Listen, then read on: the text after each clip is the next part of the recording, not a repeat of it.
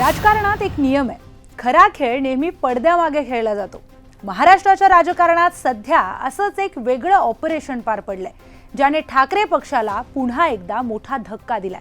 चर्चा भलतीकडेच ठेवून एकनाथ शिंदेंनी रचलेल्या चक्रव्यूहामुळे आदित्य ठाकरेंचे खंदे समर्थक सचिन अहिर थेट शिंदे पक्षामध्ये सामील झालेत।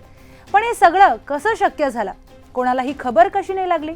पडद्यामागे खूप काही घडलंय मित्रांनो, पाहुयात सविस्तर या व्हिडिओच्या माध्यमातून। आता सीन क्रमांक 1, 29 जून रोजी विधान परिषदेच्या उपसभापती पदाच्या निवडणुकीची घोषणा झाली। त्यानंतर एकनाथ शिंदेंनी ऑपरेशन सचिन अहिर बाबत अगदी कोणालाही थांगपत्ता लागू दिला नाही। यासाठी पद्धतशीरपणे 3 नावं चर्चेत ठेवली गेली: नीलम गोरे, चंद्रकांत रघुवंशी आणि कृपाल तुमाने।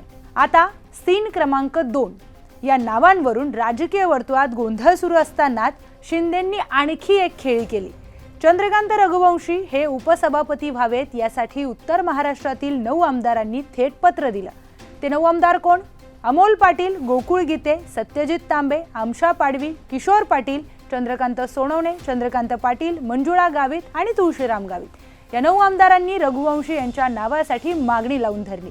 या वातावरण निर्मितीमुळे मीडियापासून विरोधकांपर्यंत सगळ्यांचं लक्ष या 3 नावांवर खेळलं होतं। ठाकरे पक्ष गाफील राहिला, कारण पडद्यामागे शिंदेंचा खरा गेम सुरू होता। आता सीन क्रमांक 3, 30 जूनचा तो दिवस उजाडला, म्हणजे आजचा दिवस। विधिमंडळाचं पावसाळी अधिवेशन सुरू होतं।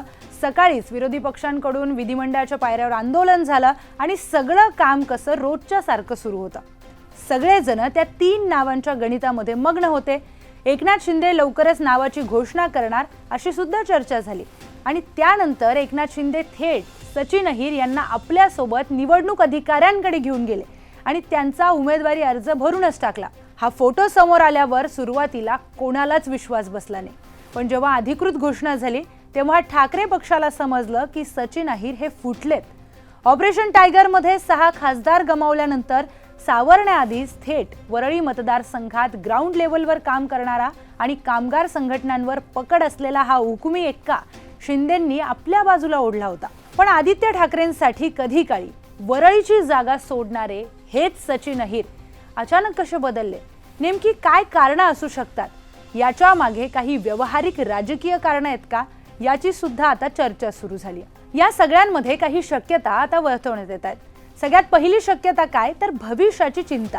म्हणजे काय? अहिरांचा विधान परिषदेचा कार्यकाळ हा 2028 पर्यंतचा आहे, पण महाविकास आघाडीच्या सध्याच्या संख्याबळानुसार त्यांना पुढे पुन्हा संधी मिळणं कठीण होतं। दुसरं महत्त्वाचं म्हणजे वरळी मतदारसंघ। वरळी हा आदित्य ठाकरेंचा हक्काचा मतदारसंघ असल्यामुळे अहिरांना तिथे विधानसभेची उमेदवारी मिळणं अशक्य होतं। तिथे सुनील शिंदे हे सुद्धा ठाकरे पक्षाचे दुसरे आमदार आहेत, त्यामुळे अंतर्गत स्पर्धा देखील होतीच। तिसरा महत्त्वाचा मुद्दा, उपसभापती पदाची संधी। खासदार संजय दिना पाटलांच्या प्रवेशानंतर अहिरांचा मार्ग मोकळा झालेला। त्यातच शिंदे पक्षाकडून त्यांना थेट विधान परिषदेचं उपसभापती पद देण्याचं आश्वासन मिळालं, ज्यामुळे त्यांनी स्वतःचं राजकीय भविष्य सुरक्षित केलं असा एक अंदाज वर्तवण्यात येतोय। मात्र या सगळ्या घडामोडींमध्ये एक तांत्रिक कायदेशीर पेच निर्माण होऊ शकतो। सचिन अहिर हे ठाकरे पक्षाचे अधिकृत आमदार असताना त्यांनी थेट शिवसेना पक्षाकडून अर्ज भरलाय। आता शिंदे पक्षाचे नेते म्हणतात की त्यांनी पक्षांतर केलेलं नाही, ते मूळ शिवसेनेमध्ये आले।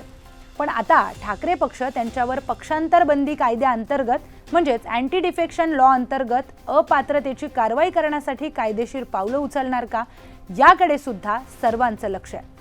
थोडक्यात काय, तर समोरच्या पक्षातील आमदारांची भविष्यातील असुरक्षितता ओळखायची आणि त्यांना सत्तेचं पद देऊन आपल्याकडे खेचायचं। याच गणितातून शिंदेंनी हा गेम केल्याचं बोललं जात आहे। 1 जुलैच्या निवडणुकीमध्ये आता काय होत आहे आणि कायदेशीर लढाईमध्ये सचिन अहिर टिकतात का, हे सुद्धा पाहणं महत्त्वाचं आहे। या सगळ्या घडामोडींच्या पार्श्वभूमीवर आपलं मत काय, कमेंटमध्ये आम्हाला नक्की सांगा आणि व्हिडिओ महत्त्वाचा वाटला असेल तर शेअर करायला विसरू नका।